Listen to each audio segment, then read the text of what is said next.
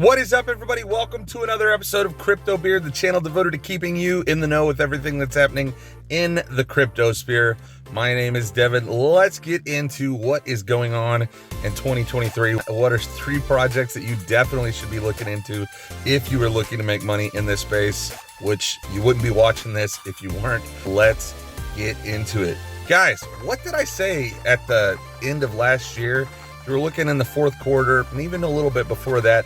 I said that the predictions of like a $12,000 Bitcoin, all that was kind of way off. I didn't think that we were going to go lower than 17.5. We ended up going down to, what was it, like 15.9 at the low point of the whole FTX drama. Let me tell you something, guys. The FTX, that was bad.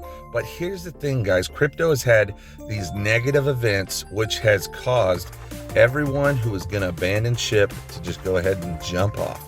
And now we are left with long-term players, people who maybe they've lost money, or maybe they just are, in it for the long haul and they have faith. Whatever is going on with them, they are looking to stick it out and see the future returns, probably because they've done some studying, have seen the history of what happens in this market and how there's a greater chance for big returns by just sticking it out.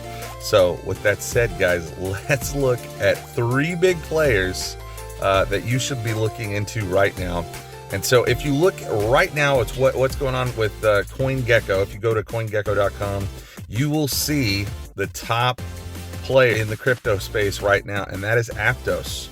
Now, Aptos is a layer 1 blockchain. It's very similar to Ethereum, Solana, all that, and as far as the structure goes. Now, yes, we could get into more technicalities of certain benefits of it, but the biggest benefit of Aptos isn't really their technological superiority, because in my opinion of their setup, it's not really that much different than Solana as far as what they bring to the table, especially when you look at throughput right now. But here is the thing. What they do bring to the table is big time players. They've raised, I believe, over $350 million. They have deals, talks with Google and everything like that to provide enterprise level support for blockchain applications. So that's huge. The other thing that they're looking into is, I'm not too familiar with how big the NFT marketplace is in Aptos, but that's something that they're going to be expanding. Right now, they have a lot of money to build out, to pay out to developers, and so that's huge. That's a big player. And anytime you can get your name out there, and you're new and you're fresh, and that's what Aptos is. I believe they launched their main net of October of last year, so they're very new, very fresh, and they have a lot of people that are from Meta, and so that are backing it. And so these people have connections, guys, and that shouldn't go understated. And I do think that you're going to see a lot of growth in that. I mean, if you got in, just a month ago, you've seen tremendous upside. I think that we're going to be seeing some more growth there. I think it's a great choice to park money. Do I think Aptos is going to win out in the blockchain wars? No, I don't.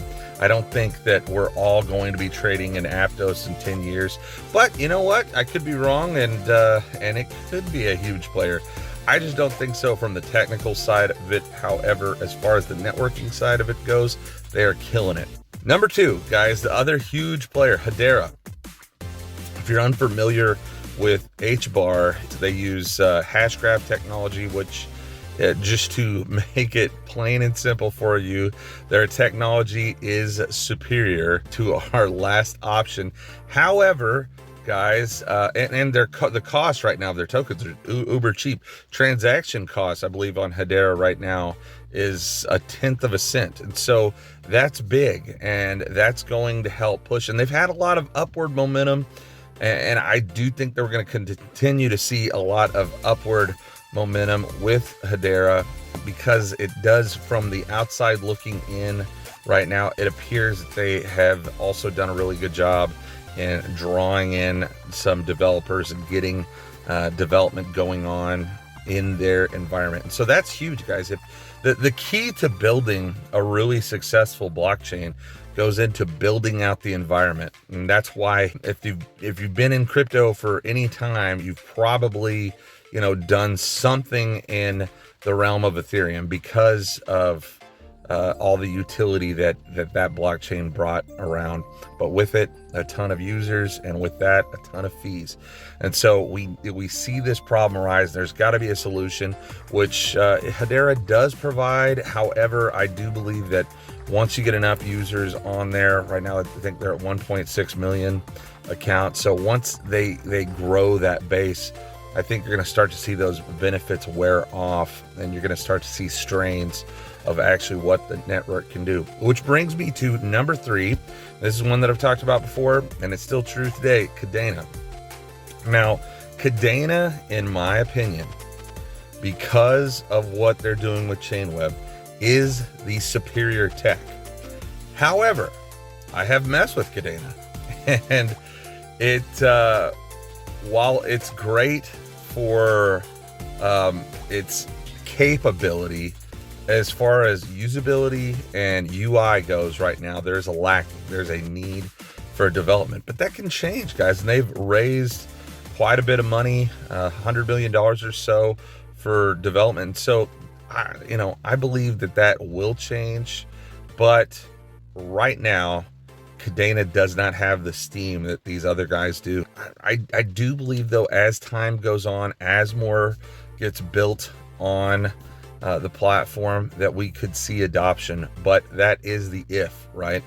That is the big question. Are we going to see more players move over? Are there more people willing to learn a new language? Because let's face it, the other guys, they're going with what's there.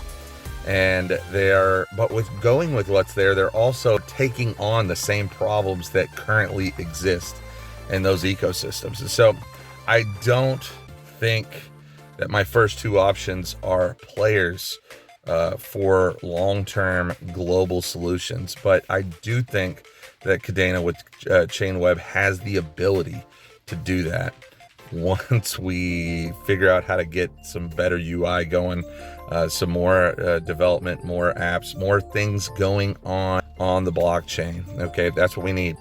So we'll see what happens. But guys, those are my picks right now for 2023 for big time performance. To be honest, it's just a great time to get into crypto. And if you're looking for more information on future projects that are coming up, don't forget to subscribe and like this video. So until next time, guys, we'll see you. Peace.